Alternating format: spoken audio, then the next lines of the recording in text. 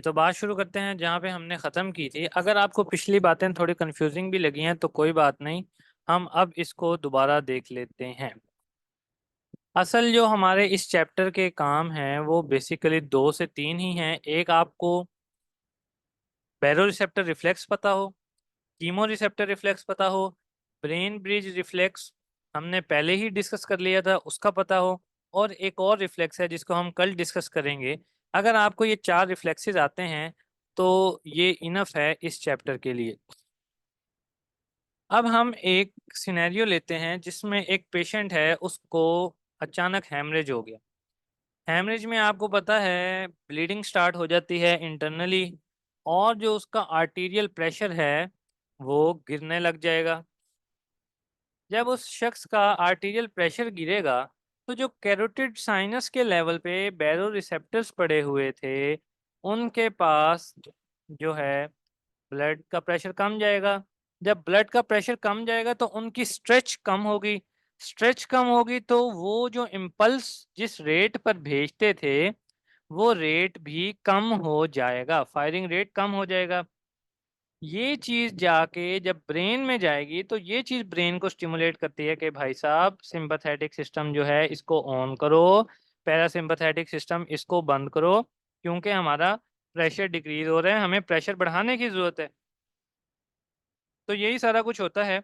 Sympathetic outflow to the heart जो है और ब्लड वेसल्स ये इंक्रीज किया जाता है। इससे क्या होता है, हार्ट रेट बढ़ेगा, कॉन्ट्रैक्टिलिटी बढ़ेगी, कॉन्स्ट्रिक्शन ऑफ आर्ट्रियोल्स बढ़ेगी, कॉन्स्ट्रिक्शन ऑफ वेन्स बनेगी।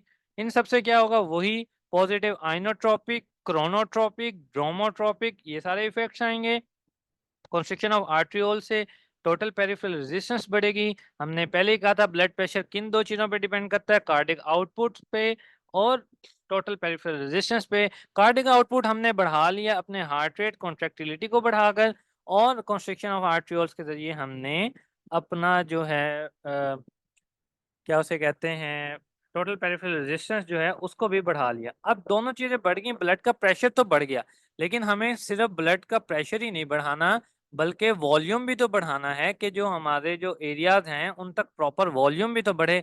अब प्रॉपर वॉल्यूम जो है वो कैसे बढ़ेगा, कि हम वेन्स को कॉन्स्ट्रिक्ट करवाएंगे। वेन्स हमने पहले भी बात की, हमारे पास स्टोरेज का एक जरिया होती हैं, ब्लड स्टोर करती हैं। जब इनकी कंस्ट्रिक्शन होती है तो ज्यादा ब्लड स्टोरेज फॉर्म से निकल के दोबारा सर्कुलेटरी फॉर्म में आके हार्ट में जाता है, और उससे हमारा वीनस रिटर्न बढ़ गया। वीनस रिटर्न बढ़ा तो ऑब्वियस सी बात है हमारा मीन सिस्टेमिक प्रेशर जो है वो बढ़ गया। ओके, दूसरी तरफ हमने क्या किया, पैरासिम्पथेटिक सिस्टम को जब कम किया तो उससे भी as a result heart rate हमें देखने को मिला, और इस सब से हमने अपने जो आर्टीरियल प्रेशर था उसको दोबारा से नॉर्मली अचीव कर लिया। बैरोरिसेप्टर रिफ्लेक्स मैं फिर बता रहा हूँ बहुत बहुत इंपॉर्टेंट है, ये आपको जरूर आना चाहिए। आपके कैरोटिड और एओर्टिक के लेवल पर खास तरह के रिसेप्टर्स हैं जिनमें जब ब्लड पंप होता है, क्योंकि हर हार्ट बीट के साथ जब इन आर्टरीज से ब्लड क्रॉस करता है तो इन रिसेप्टर्स में भी स्ट्रेच आता है, और ये क्योंकि प्रेशर को सेंस करने की कैपेसिटी रखते हैं और ये उसको सेंस करके इम्पल्स भेजते हैं हमारे हायर सेंटर यानी कि ब्रेन में। और ब्रेन अंदाजा लगाता है कि अच्छा 1 मिनट में ये इतनी इम्पल्स भेज रहा है तो इसका मतलब है इतना ब्लड का प्रेशर है। जब ये बहुत ज्यादा इम्पल्सिस भेजता है इसका मतलब है ब्रेन ये जज कर लेता है कि भाई प्रेशर बहुत बढ़ चुका है, प्रेशर कम करने की जरूरत है। और जब ये कम इम्पल्सिस भेजता है पर मिनट तो ब्रेन ये एज्यूम कर लेता है कि भाईजान हमारा प्रेशर जो है वो डिक्रीज हुआ है, इसीलिए जो हमारा बैरो रिसेप्टर है वो प्रॉपर इम्पल्स नहीं भेज रहा, तो अब वेजो कॉन्स्ट्रिक्शन करवाने की अशद जरूरत है। ये सारा था बैरो रिसेप्टर रिफ्लेक्स। इसमें अब हम देख लेते हैं कि कैरोटिड बैरो रिसेप्टर से हमारे इम्पल्स लेके कौन जाता है, खास तरह की नर्व्स होती है जिसको हेरिंग्स नर्व कहते हैं, ये लेकर जाते हैं ग्लोसोफ्रेंजियल नर्व तक, और फिर वो ले ग्लोसोफ्रेंजियल नर्व जो है हमारे पास वेजो मोटर सेंटर में लेके जाती है। और एओर्टिक बैरो रिसेप्टर से कौन सी नर्व लेकर जा रही होती है, हमारी वेगस नर्व। ये वेगस नर्व और ग्लोसोफ्रेंजियल नर्व बहुत ज्यादा इंपॉर्टेंट है। और हमारा बैरोरिसेप्टर रिफ्लेक्स काम किस तरह कर रहा है, इसका काम है प्रेशर बफर मैकेनिज्म के तौर पे, यानी कि बढ़े तो कम कर दे और कम हो जाए तो बढ़ा दे। बफर का यही काम होता है कि वो नॉर्मल लेवल को मेंटेन रखता है। एक दफा दोबारा देख लेते हैं। Baroreceptor enter the medulla tractus solitarius. Secondary signal ने इनहिबिट किया vasoconstrictor center of medulla and excite किया पैरासिम्पथेटिक सेंटर को। इसके इफेक्ट में क्या हुआ, वेजोडाइलेशन हो गई वेन्स की और आर्ट्रियोल्स की, और हार्ट रेट को जो है वो डिक्रीज किया गया, और स्ट्रेंथ ऑफ हार्ट की जो है उसको स्ट्रेंथ ऑफ हार्ट कॉन्ट्रैक्शन उसको भी डिक्रीज करवाया गया। पहले हमने जो सिनेरियो देखा था वो देखा था कि जब बैरोसेप्टर के पास कम आ रही हैं चीज़ें, सॉरी कम प्रेशर आ रहा है और वो कम फायर कर रहा है। लेकिन अब अगर बैरोसेप्टर के पास ज़्यादा इम्पल्सेस आ जाएं तो फिर वो इस तरह काम करता है कि वो वेजो कंस्ट्रिक्टर एरियाज को इनहिबिट करवाता है। इनहिबिशन से डायलेशन होती है, डायलेशन से हमारे पास एक तो ब्लड का फ्लो बढ़ जाएगा, ब्लड का प्रेशर कम हो जाएगा, और दूसरी तरफ हार्ट का रेट भी कम हो जाएगा। इसलिए excitation of baroreceptor by high pressure in the arteries reflex cause arterial pressure to decrease.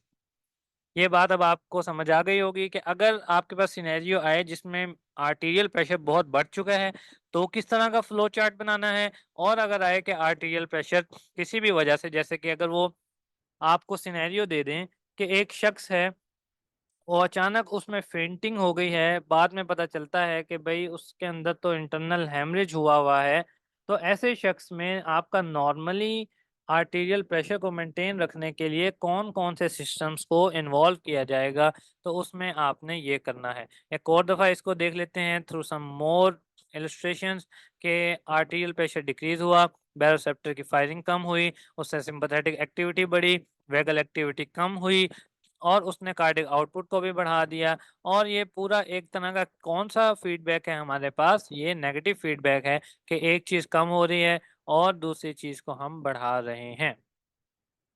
Sudden decrease in arterial pressure decrease baroreceptor firing, which activates sympathetic neurons and inactivates vagal neurons. The resulting increase in cardiac output act as a negative feedback to attenuate the fall in the arterial pressure. उम्मीद है ये बात आपको समझ आ गई होगी। बैरोरेसेप्टर के बाद अगला जो रिफ्लेक्स है वो है कीमो रिसेप्टर। कीमो रिसेप्टर जैसे कि नाम से ही पता चल रहा है, अब इसने केमिकल्स को सेंस करना है। बैरो रिसेप्टर ने सेंस किया था आपके प्रेशर को, कीमो रिसेप्टर सेंस करेगा आपके केमिकल्स को, यानी कि मेन केमिकल्स इसमें जो होंगे हमारे पास कार्बन डाइऑक्साइड की कॉन्सेंट्रेशन, हाइड्रोजन की कॉन्सेंट्रेशन और ऑक्सीजन की कॉन्सेंट्रेशन होगी। ओके, इंटरनल कैरोटिड आर्टरी यहाँ पे आपको नजर आ रही है, ये कैरोटिड साइनस नर्व नजर आ रही है, ये हमारे पास पड़ा है हमारे इस लेवल पे कैरोटिड बॉडी और कैरोटिड साइनस। ये चीज़ें क्या होती हैं ये डिटेल में आप अपने अनॉटमी में देख लेंगे। बहरहाल आप यहाँ देखें कि कैरोटिड बॉडी के लेवल पर हमारे पास कुछ खास रिसेप्टर्स होते हैं जिनमें केमिकल सेंस करने की एबिलिटी होती है, और हम इनको कहते हैं कीमो रिसेप्टर्स। ये कीमो रिसेप्टर भी हमारे पास कैरोटिड लेवल पर भी हैं, एओर्टिक लेवल पे भी हैं, और ये हमारे बैरोरिसेप्टर जो बैरोरिसेप्टर्स होते हैं उनके साथ साथ ही पड़े होते हैं, और तकरीबन काम भी इनका सेम ही होता है। जो कैरोटिड बॉडी है उसकी इम्पल्स भी कहाँ से जाती है, हेयरिंग नर्व्स के और ग्लोसोफिंजियल नर्व के थ्रू वेजोमोटर सेंटर में, और एओर्टिक बॉडी जैसे कि एओर्टिक बैरोरिफ्लेक्स था उसी तरह, और जैसे एओर्टिक बैरोरिसेप्टर था उसी तरह एओर्टिक बॉडीज के लेवल पर जो कीमो रिसेप्टर हैं उनकी इम्पल्स भी थ्रू द वेगस नर्व ही जाती है। कीमो रिसेप्टर स्टिमुलेट कब होते हैं, अगर आर्टीरियल ब्लड में आपका ऑक्सीजन जो है उसकी कॉन्सेंट्रेशन कम हो जाए, या कार्बन डाइऑक्साइड की कॉन्सेंट्रेशन बढ़ जाए, या हाइड्रोजन की कॉन्सेंट्रेशन जो है वो बढ़ जाए। ओके, अब हम एक डायग्राम के जरिए जो है इसको देखने की कोशिश करते हैं कि हमारे पास सारा कुछ हो क्या रहा है। आपके जो होम्योस्टेसिस है वो हो गई डिस्टर्ब, O2 का लेवल हो गया कम, CO2 का लेवल बढ़ गया। इसने क्या किया, रिफ्लेक्स जनरेट किया और कीमोरिसेप्टर को कर दिया स्टिमुलेट। एक तो इसका इम्पल्स जाएगी रिस्पायरेटरी सेंटर पे, जो कि रिस्पायरेटरी सेंटर को स्टिमुलेट करेगी और कहेगी भाईजान जल्दी जल्दी सांस लें क्योंकि ऑक्सीजन लेवल कम हो रहा है। बहरहाल इसको हम ज्यादा डिस्कस अभी नहीं करेंगे क्योंकि ये रिस्पायरेटरी फिजियोलॉजी का टॉपिक है। दूसरा क्या होगा कि आपका जो कार्डियो एक्सेलरेटरी सेंटर है, वो सेंटर आपके ब्रेन का जो आपकी कार्डिक एक्टिविटी को बढ़ाएगा, उसको स्टिमुलेट किया जाएगा कि भाईजान ऑक्सीजन का लेवल गिर रहा है, जल्दी जल्दी हार्ट को पंप करो। जो कार्डियो इनहिबिटरी सेंटर है, जो कि हार्ट की जो कार्डिक एबिलिटी है और उसका रेट है उसको कम करता है, उसको इनहिबिट करवाया जाएगा ताकि ऑक्सीजन लेवल बढ़ाया जा सके। तीसरा वेजो मोटर सेंटर जो है उसको स्टिमुलेट किया जाएगा ताकि वेजो कंस्ट्रिक्शन करवाई जा सके। अब आपने इसको पिछली वाली बातों से मिक्स नहीं करना, जहां हमने ये कहा था कि अगर ऑक्सीजन का लेवल कम होता है तो वेजो डायलेशन होती है, वो था लोकल रिस्पॉन्स, याद रखिएगा वो था लोकल रिस्पॉन्स। लेकिन ये है सेंट्रल रिस्पॉन्स। सेंट्रल रिस्पॉन्स में क्या होता है कि वेजो कंस्ट्रिक्शन करवाई जाती है ताकि आपके ब्लड के प्रेशर को बढ़ाया जा सके। ब्लड तेजी से प्रेशर के साथ आएगा इन कैरोटिड और एओर्टिक बॉडीज में, तभी उसके पास ऑक्सीजन का लेवल ज्यादा आएगा, और जो कार्बन डाइऑक्साइड का लेवल उसके पास बढ़ चुका है वो वॉश आउट हो जाएगा पीछे से प्रेशर आने की वजह से। ये बात आपने याद रखनी है। ये कॉन्सेप्ट थोड़े से ट्रिकी हैं बट आपने इनको मिक्स नहीं करना। कीमोरिसेप्टर ने जज किया कि भाई मेरे पास कार्बन डाइऑक्साइड बहुत बढ़ गई है, उसने ये सारे काम चलाना शुरू कर दिए। उसने कार्डिक सेंटर को एक्टिवेट किया, इनहिबिटरी सेंटर को इनहिबिट किया, और माइनस माइनस से चीज प्लस हो जाती है। इनहिबिशन की इनहिबिशन, इनहिबिटरी सेंटर की इनहिबिशन हुई तो ऑब्वियसली कार्डिक स्टिमुलेशन हुई, और तीसरी तरफ हमने वेजो कंस्ट्रिक्शन करवाई। इससे क्या हुआ, हमारा कार्डिक आउटपुट भी बढ़ गया और ब्लड का प्रेशर भी बढ़ गया।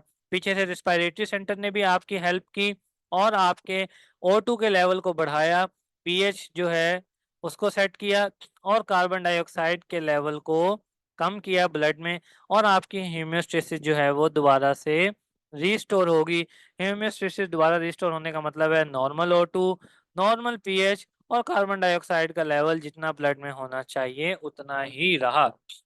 उम्मीद करता हूँ ये आपको रिफ्लेक्स समझ आया होगा कि बैरोरिसेप्टर रिफ्लेक्स और कीमोरिसेप्टर रिफ्लेक्स तकरीबन सेम नर्व्स के थ्रू काम करते हैं। काम भी इनका सेम है कि इन्होंने मेंटेनेंस करनी है हमारे आर्टीरियल प्रेशर की।